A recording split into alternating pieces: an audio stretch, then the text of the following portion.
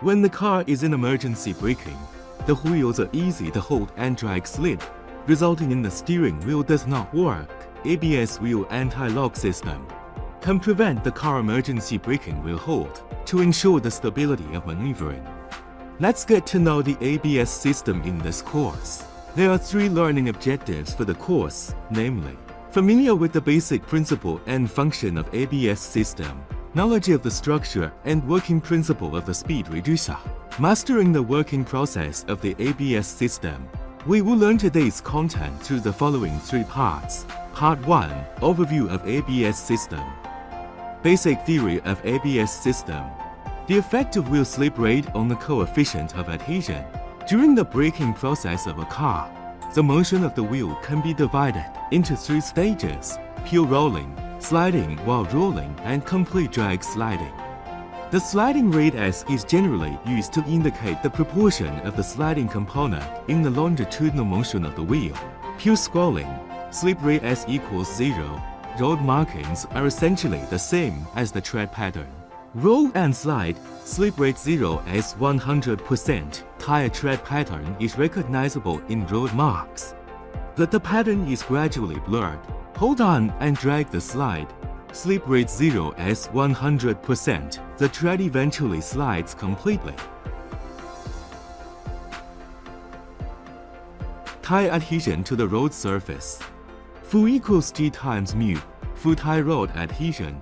G vertical line between tire and road surface. Mean coefficient of adhesion between tire and road surface. The adhesion force is related to the brake braking force, so the adhesion coefficient is affected by the brake braking force. Conclusions of analysis.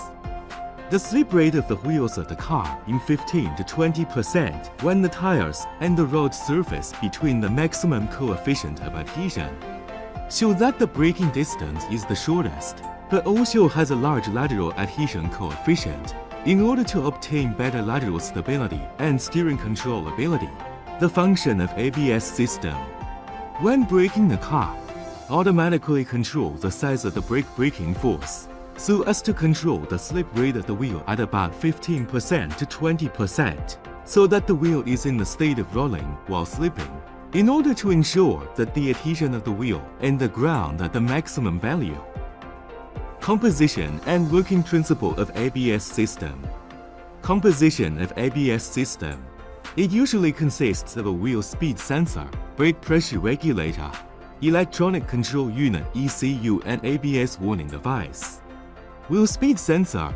The function is to detect the rotational speed of the wheel and input the speed signal to the ECU.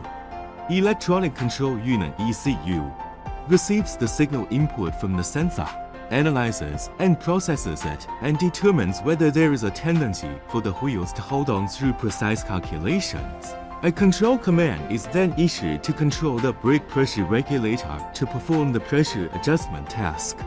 The electronic control unit also has a monitoring and protection function that converts to conventional braking in the event of a system malfunction and warns the driver in the form of an illuminated malfunction lamp. Brake pressure regulator. Installed between the brake master cylinder and the wheel cylinder, it controls the braking pressure of the wheel cylinder directly or indirectly through a solenoid valve. Working principle of ABS system. 1. When the driver depresses the brake pedal for emergency braking during operation of a vehicle at a speed greater than or equal to 20 km per hour, the control unit of the ABS system receives a signal that the brake light switch is on.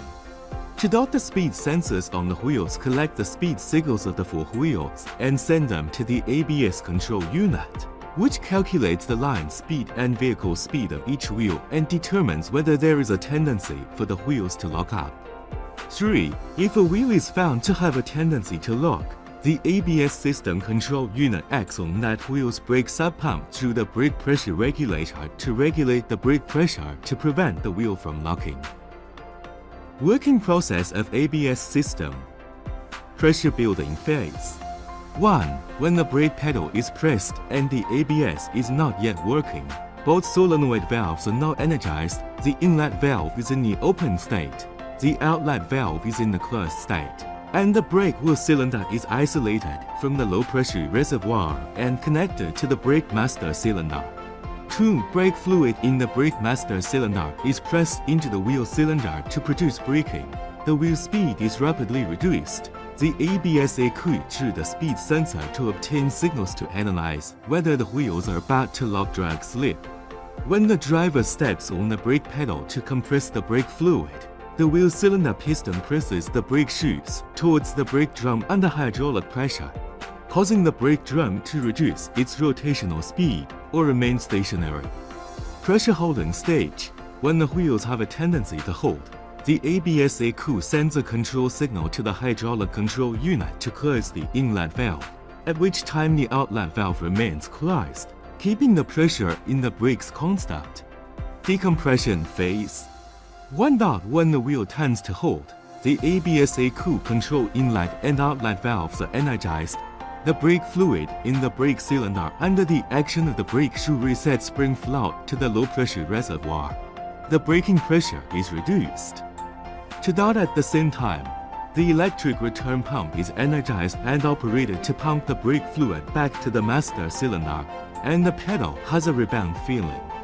When the brake pressure decreases to the point where the slip rate of the wheels is within the set range, the inlet valve is energized, the outlet valve is de-energized, and the brake pressure remains unchanged. Boost phase. In order to achieve the best braking effect, when the wheels reach a certain speed, the ABS electronic control unit again commands the inlet and outlet valves to be de-energized, the inlet valve to open and the outlet valve to close. At the same time, the electric return pump is energized, pumping the brake fluid from the low-pressure reservoir to the brake wheel cylinder, and the brake pressure is increased. The above process is repeated week after week to prevent the wheels from locking up. In this course, we have studied the anti-lock braking system of wheels from 3 aspects: an overview of the ABS system, the composition and working principle of the ABS system, and the working process of the ABS system. We believe that you have gained an understanding of the entire knowledge and hope that you can consolidate the content on your own to lay a foundation for learning the maintenance of the ABS system.